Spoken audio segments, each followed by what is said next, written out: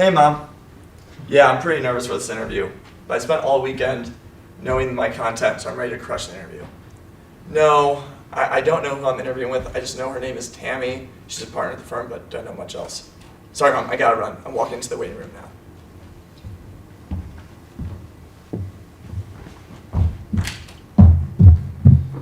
Hi, Brett. Hey, Tammy. How's it going? Good, how are you doing? I'm doing good.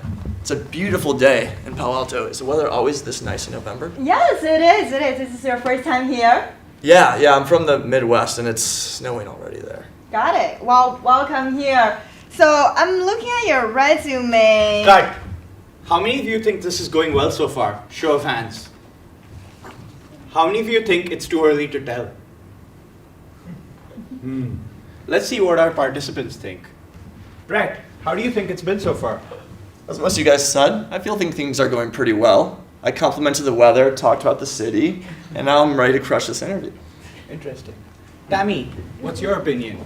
I've had 10 interviews today. I don't feel a special connection with this guy. He doesn't stand out. Wow. Did you just see how in the first 10 seconds itself, there's such different opinions of how it's gone among the two people? First impressions in an interview are critical. When they say don't judge a book by its cover, that's actually what we do most of the time. First impressions are usually formed within the first 17 seconds of meeting someone, and then they're only reinforced with time with high correlation. Research from Amy Cuddy shows that 80% of your first impression is based on two traits. Strength, how capable and competent is this person? And warmth, do I trust them? Thing is, it actually starts before it starts. Your preparation can key you up for success for the rest of the interview. Consequently, it could also put you on your back foot so that you're always kind of struggling to catch up. So let's take a look at a couple things we can do to enforce good habit building to set you up for your best success. First, let's check our online presence. Brett, if you wouldn't mind, thank you. When was it you thought you first saw Tammy and she first saw you? When Tammy walked down those steps, opened the imaginary door, and saw me sitting in the waiting room. I think that's maybe true. But more likely probably is that she did her research and she saw this. This is a beautiful picture of you. I think it's taken. Good-looking guy. Good-looking guy. Nothing we can do to improve upon this, but please, let's think a little bit about the production value that we're putting into this. The lighting is a little bit off. You can't necessarily do any better than this when it comes to like the smile, but there is more you can do for a high-resolution camera. Let's see what we can do. Let's put you into the Brett you can be. There. You're looking good. Thank you for that. All right.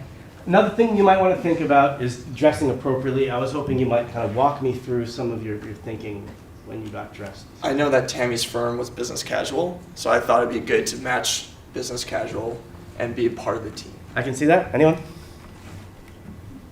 Agree? Yeah. All right. I might suggest one other thing.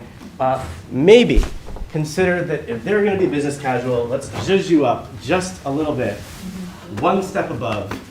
How do you feel? I feel a lot more confident right now. Yeah, I like to hide behind the blazer too. And the next thing to remember, you're already on stage from the second that you come in. Can I borrow your phone for one moment? Great. I like this. I'm going to give this back to you. Ooh. As soon as you are done with the interview, you can use this to call the Uber when you're done. When they see you using the phone, it looks like you're not there, you're not ready. Let's set you up for the best success. You are here, you are present, yeah?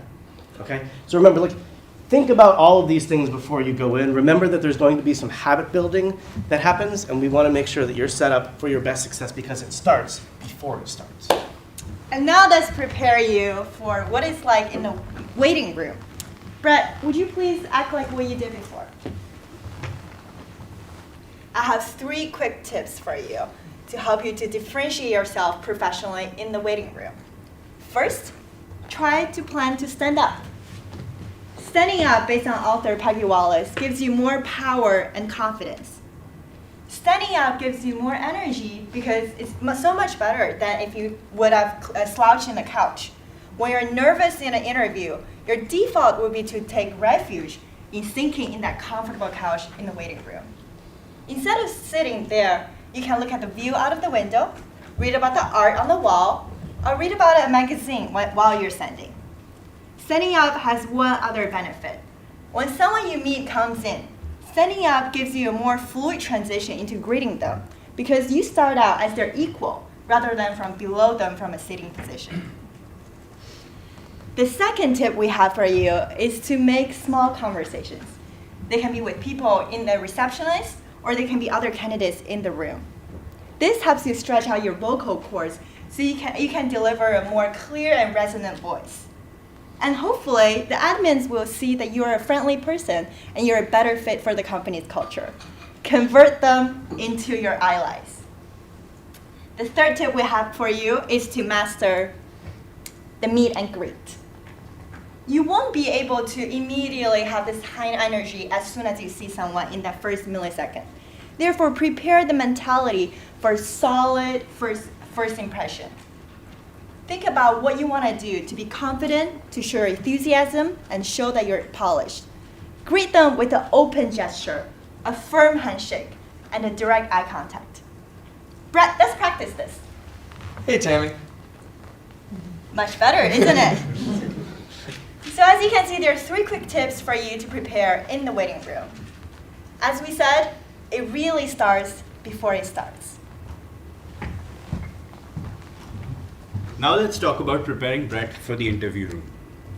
Brett, come on in, have a seat. I have 3 tips for you. First, have engaging conversation for your interviewer and prepare for that. Do your homework beforehand. Look up what they work on, where they went to school or college, what their hobbies are. See if you have any commonalities with them or shared experiences. Talk about those to build connections. Second, let's talk about posture. Brett, when you sit with your leg up against your knee and slouching back, you convey a casual attitude and a bit of arrogance. Let's fix that. Why don't you sit straight and try to project confidence?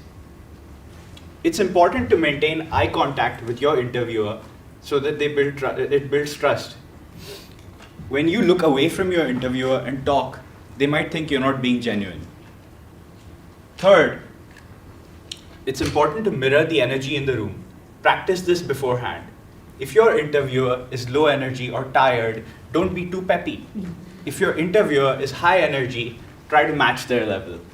You want the interviewer to be comfortable with your energy level and not be awkward.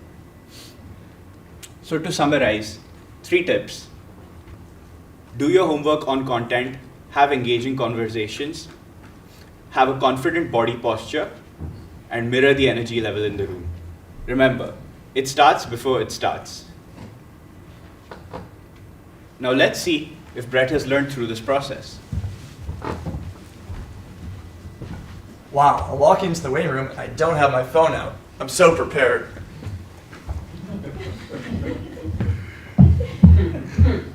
Hi, Brett. Hey, Tammy. I'm so excited to be interviewing with you today. Well, welcome here. I noticed by looking at our LinkedIn that we have a common connection. How do you know RJ Miller? Oh my God, we went to GSB together. Oh, he's my neighbor. Do you have any good stories about him at his time at the GSB? Totally. Let's talk about it.